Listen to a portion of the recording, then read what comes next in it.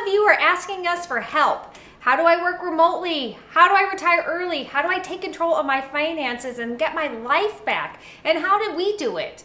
So in this video, we're going to share our story and we're going to show you how to escape the toxic hamster wheel like we did.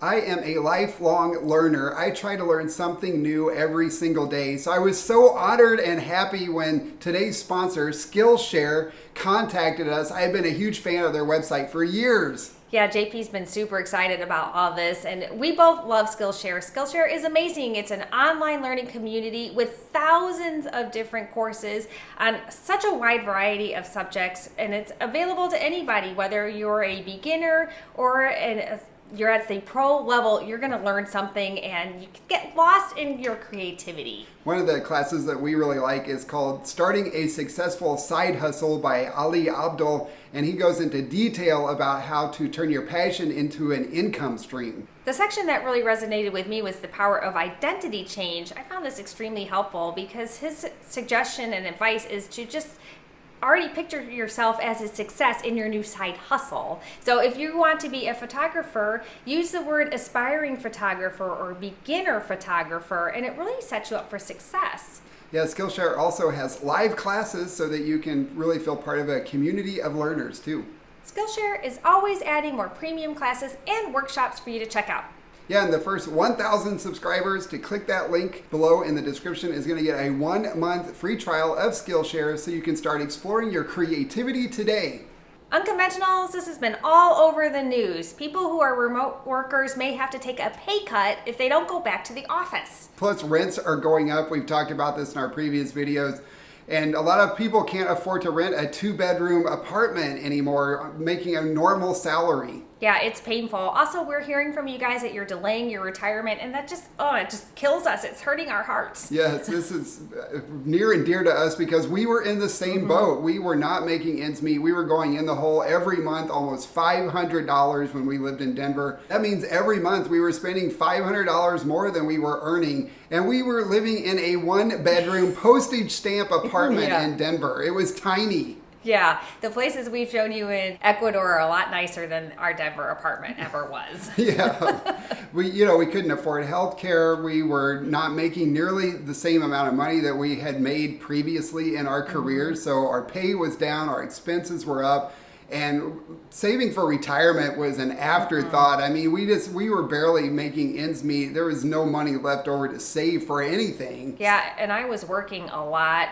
nights. I was doing networking, so I was out working late, spending way too much time commuting. It was ugly. We were considering taking out a second mortgage before we sold the house and moved into the apartment just to figure out a way out. Yeah. Thank goodness we didn't do that. Yeah, I'm really thankful we didn't do the second mortgage. Yeah. It's scary. It's a scary situation, and we know firsthand because we were in it thanks to my healthcare issues, the year of hell, as we call it now, where I had 2 major surgeries and that cost almost $1 million. Thankfully, I had insurance to cover most of that, but we still had a lot of bills from that. Plus, I wasn't able to work for a year, so I had no income. Amelia was working all the time and taking care of me and driving me everywhere. I'm a lucky man. Thank you. So after all of that, we just said there's got to be a better way, and that's when we started researching a way out of the toxic hamster wheel. We escaped by moving to Ecuador, but you don't have to move to Ecuador, although we highly encourage you to move here or to another low cost of living country. But you might be able to find a cheaper place to live in the United States or your home country. The key is to bring your income with you. We chose Ecuador for a variety of reasons, and there's a lot of countries out there that are welcoming to people that bring their own income with them. And you get so many more benefits out of experiencing a new culture and another way of living. And plus, we can afford healthcare here. That was a major consideration for us because we just couldn't afford healthcare in the U.S. anymore. So that was one reason why we chose Ecuador. But there are even places in the United States now like Tulsa. We just talked to somebody who's doing a program where Tulsa is paying him to come live there for a year from California because he's got, he makes money in California and he can afford to live in Tulsa.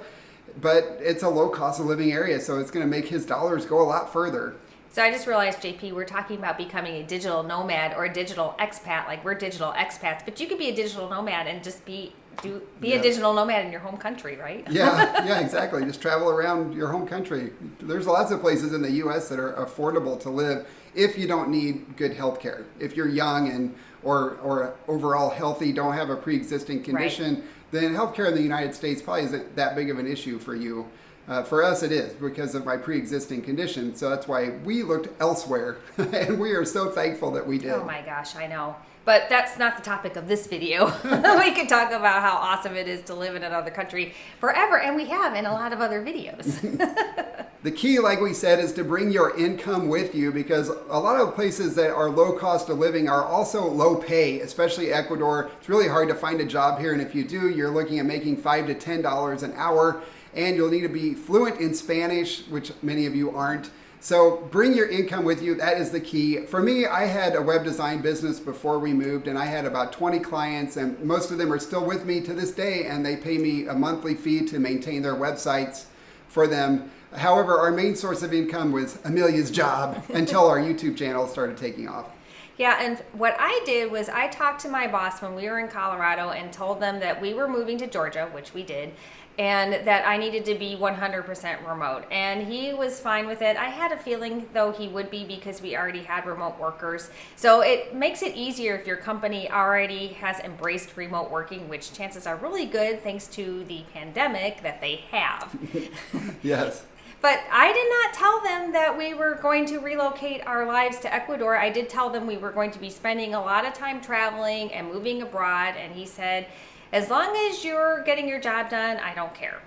Yeah, and so don't expect your employer or to find an employer that's going to pay you in Ecuador. Right. They're going to want to make your deposit, your check deposit, into an American bank account. They're going to want to file it under your American taxes, which you still have to pay. Yes. Even if you move to Mars or the moon, you're still going to have to pay your taxes. It's one of the only 2 countries in the world that taxes based on citizenship instead of residency. So welcome to America. But you guys, this is how, a lot of you ask us about this, and this is how it works. If you want to be a digital nomad or a digital expat, your employer cannot follow you from country to country, especially digital nomads travel all over the world. They get paid just like I do in their home country. After we moved to Ecuador, that is when I started my side hustle, or what we used to call a part-time job. Amelia hates the term side hustle. But I do. I don't know why it bothers me, but it does. I guess I'm just old school. Yeah, so that's when I started our YouTube channel and our blog and later Patreon, and now we have a referral program, and all of these things generate income for us now that we live abroad. I didn't know how to do any of that stuff before. I taught myself how to record and edit videos and do all of that stuff. So yeah, it was just a lot of work to learn, and in the beginning it didn't earn anything. In fact, it was costing us more in the beginning, but we just kept going. We just were consistent, and we kept posting videos and improving and getting better, and then it started generating income, although not nearly as much from ads as you would expect. But thanks to our patrons over on Patreon, that's where most of our money has come from since the early days of our YouTube channel. I never in a million years thought we would be living in Ecuador doing YouTube videos. Yeah, YouTubing is not for everyone, so please don't think we're encouraging you to do that. Sometimes it really gets us down, all the negative comments that we get. And it's really hard, and it took a long time to actually make money at it. And you got to be good at it. I mean, you got to be good on camera. Amelia and I were both professional presenters in our jobs before we started YouTube, so we kind of had some background in it. But there's a lot of other things that you can do to earn money online, working remotely.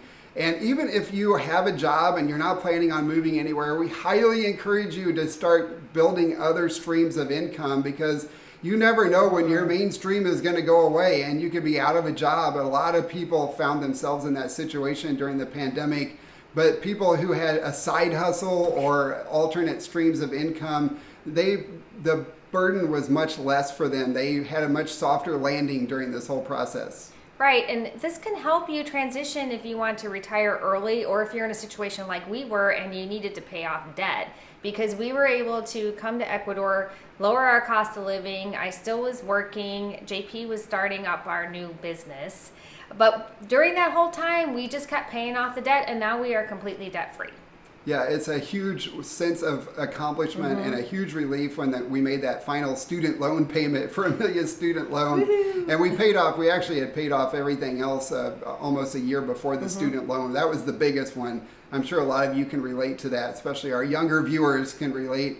But that's the thing about bringing your income with you and living in a low-cost area, is that that difference can be applied to your debt or to savings. We're actually able to save for retirement now. Right. We haven't saved for retirement, and we're not that far away from it, but we didn't have any money left over to save until now. Now that we've paid off the debt, we're living here making a decent income from, our checks come from the United States still, where it's, they still pay decent there for the type of things that we know how to do.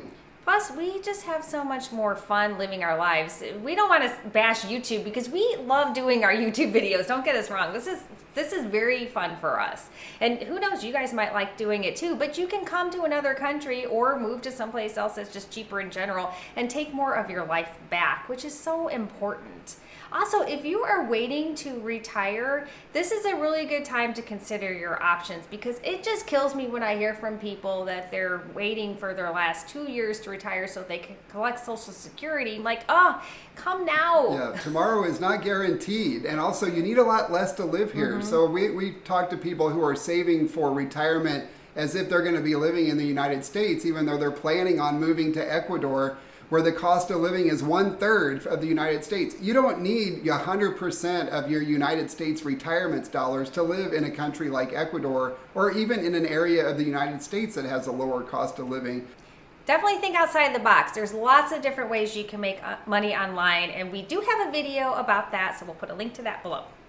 And if you're worried about making ends meet in retirement, a lot of things you can do for just a few hours a week to supplement your income, and you don't need specialized skill sets for some of them. But if you have specialized skill sets, then you'll probably be able to make even more money at it. Another really cool thing about moving someplace else, including moving abroad, is that you can reinvent yourself. And we've met so many people that have moved to Ecuador and started a new business. They turned their hobby that they did at home into a business here targeting expats. So that's another opportunity. You probably won't make the same type of money you would make in the United States, but it could be a really great way to supplement your income and be very fulfilling and rewarding.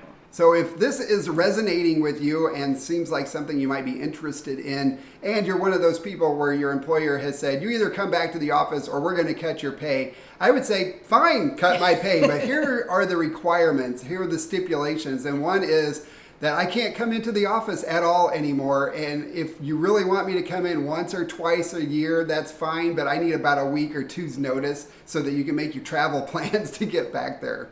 Yeah, that's what I did. I traveled back a few times a year, and it worked out perfectly. The money we were saving living in Ecuador far outweighed the cost it was for us to go back to the States, and I got to see my family.